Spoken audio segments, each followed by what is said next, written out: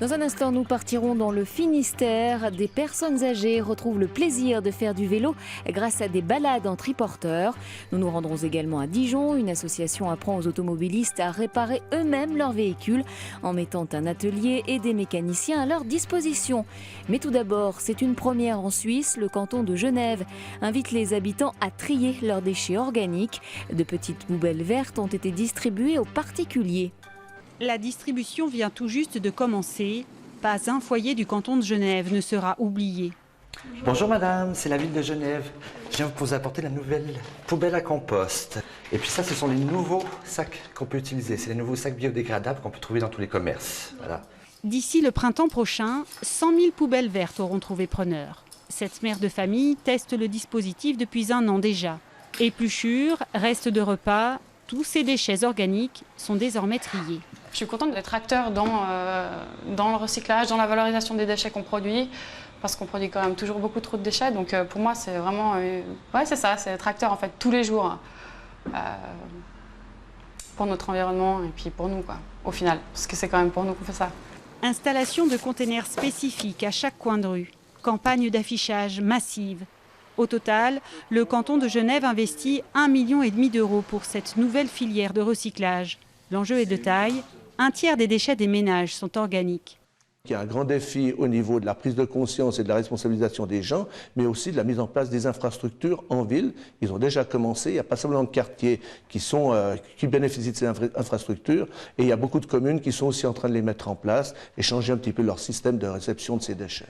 Une fois collectés, ces déchets-là produiront du méthane pour alimenter le gaz de ville et du compost pour l'agriculture. On arrive vraiment à un cercle très vertueux où, à partir d'un déchet, on obtient une matière première qui est réutilisée pour l'agriculture. Ça coûte moins cher à traiter et ça permet de fabriquer un produit qui a une véritable valeur ajoutée. Jusqu'à présent, Genève recycle 46% de ses déchets. Avec ses poubelles vertes, elle espère passer au-dessus des 50%. Faire baisser l'addition de l'entretien de votre voiture, c'est possible. À Dijon, une association propose aux automobilistes au budget serré d'apprendre à réparer leur voiture à moindre frais. Pour cela, elle met à leur disposition des mécaniciens et des outils. L'idée a germé dans la tête d'un ancien mécano expert automobile. 3 fois par semaine à la MJC des Bourroches, cet atelier mécano. Ici, les gestes sont un peu hésitants et pour cause, ce sont les propriétaires des voitures qui mettent les mains dans le cambouis. Là, je suis en train de dévisser au niveau du moteur pour pouvoir mettre le mécanisme de la vitre électrique. C'est quelque chose que vous saviez faire auparavant ? Absolument pas. Mais attention, dans cette association, on ne fait pas de bricolage, mais bel et bien de la mécanique. Les usagers sont assistés bénévolement par des passionnés, souvent des anciens professionnels de l'automobile. Les gens n'ont pas tous le même budget, donc certains n'ont pas les moyens d'aller dans des enseignes de marque, et donc il faut qu'ils apprennent à se débrouiller tout seuls, et on est là pour les aider. Maîtriser son budget auto en faisant des économies sur l'entretien, c'est la première motivation des usagers adhérents de cette association. Pour vous donner un titre d'exemple, la vitre c'est 250 € le mécanisme chez Renault. Je l'ai touché à 99 € et après la main d'œuvre c'est moi et eux. Et la formule séduit. En moins de 3 mois d'existence, l'association compte déjà plus de 80 membres. Ateliers d'auto-réparation, cours de mécanique, conseils et expertise pour l'achat d'un véhicule d'occasion. Cric & Co accompagne ses adhérents dans tous les domaines de l'automobile, avec pour but, un peu paradoxal, démontrer à certains utilisateurs qu'en matière de mobilité urbaine, l'auto n'est pas forcément la panacée.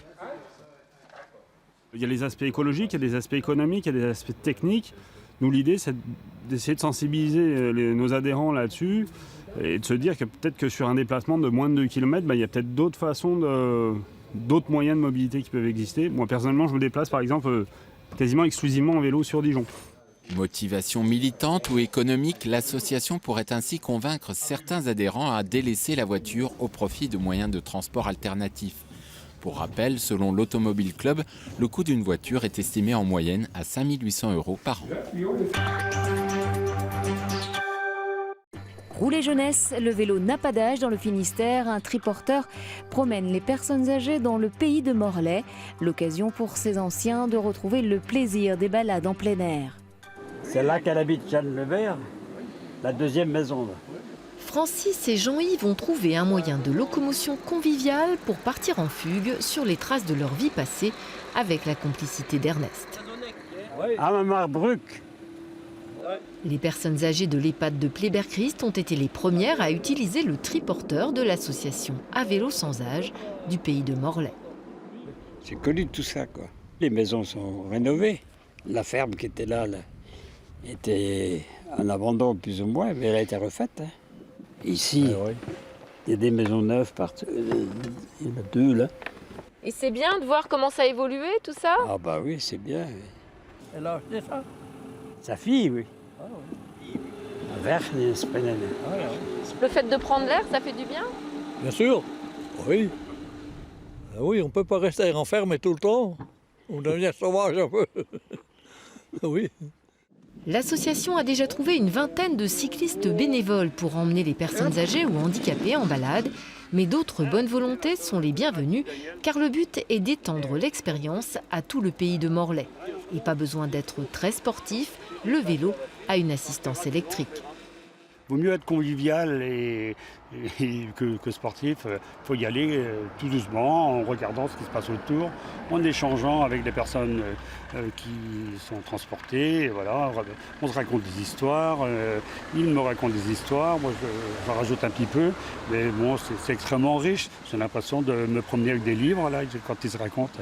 À vélo sans âge lance une campagne de financement participatif sur Ulule pour acheter un autre triporteur et que Francis et Jean-Yves ne fassent pas trop de jaloux.